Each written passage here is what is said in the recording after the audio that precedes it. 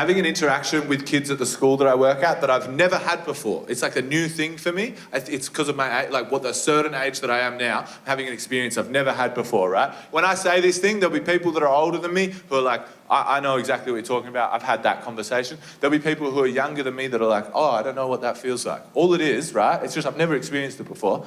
When I talk to kids now, their version of history is shit that happened while I was alive. It's just a weird feeling. It's like, fuck, so now they're fascinated by things I can remember. Not the shit you'd expect that they want to hear about. I had a kid come up to me at work. He said to me, he was like, Lewis, when were you born? Which is a polite way of saying, when are you going to die? I said, 1995. And his eyes lit up. He got like, the biggest look of excitement came over his face. He was like, oh, and this is truly what he said. He was like, oh my God. You must remember, you would have been around for, he would have been around for, you would remember the screaming goat. And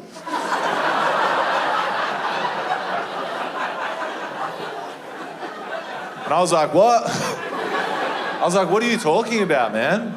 And then he explained it to me, and when he explained it to me, I actually did remember. Some of you obviously remember. The screaming goat was one of the first viral YouTube videos, one of the first videos on YouTube to go massively viral. All it was a video of a goat standing in a paddock, and it just went, ah, ah. That's a perfect rendition, by the way. Google it tonight, you'll be like, fuck, he nailed that fucking screaming, ah, ah. You might remember this chapter in the saga. Some genius took the audio of the screaming goat and clipped it into a Taylor Swift song. So it was like, I knew you were trouble when you walked in, now I'm lying on the cold hard ground, ah. And to this kid, that's a monumental moment in human history. He was so intrigued. He actually said, he was like, what was it like when it dropped? It was crazy, man. I wasn't gonna lie to him. I mean, we all remember, it was fucking hectic, wasn't it? It was intense. It was actually dangerous. It got out of hand. Everyone just running through the streets. Do you remember that day? Oh my God. Pandemonium. People lying in the middle of the road reenacting it. Now I'm lying on the cold hard ground. I've actually lived through some pretty significant shit, mate. Major historical moments, you know? I saw heaps of shit. I saw the double rainbow dude. I saw succulent meal or whatever. I remember when Charlie bit the other one on the finger. I've seen heaps of shit.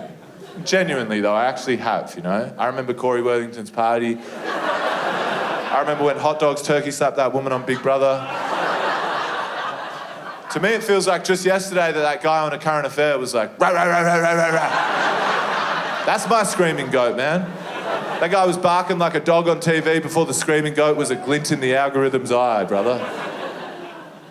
I got a bit sad about it. I went home that night. I was like, as if that's what this kid wants to know about. Of all the historical moments that I've been alive for, that's what he's fascinated in. It made me misanthropic. I was like, that's a sad thing. And then I thought to myself, you know what? Maybe I'm not giving it enough credit. Let's check, you know? Maybe it's better than I remember. Maybe I've misremembered it. So I Googled it. It's exactly the same. It's more exactly the same than I thought it could be, the screaming goat.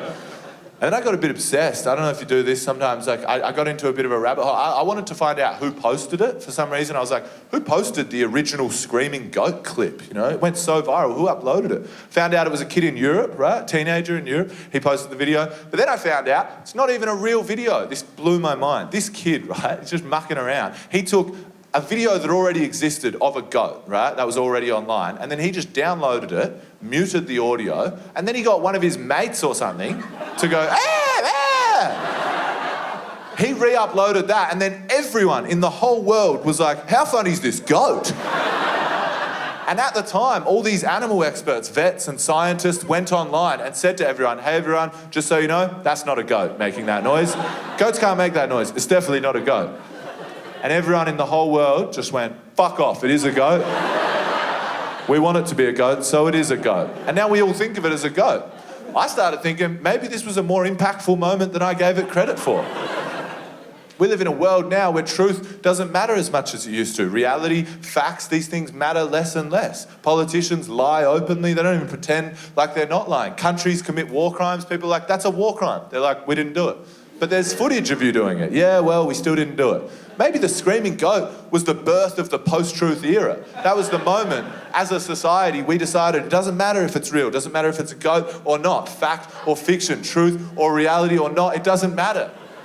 That Taylor Swift remix, that's like the anthem of misinformation. This is what I realised. So I went back into school the next day, I went straight up to that kid. I was like, mate, I'm so sorry I laughed at you. You're absolutely right. That was a pivotal cultural moment, and I said to him, I said, fucking well done you for noticing that. And he was like, he's quite young, he was like, oh my God, you just swore. And I was like, no, I didn't.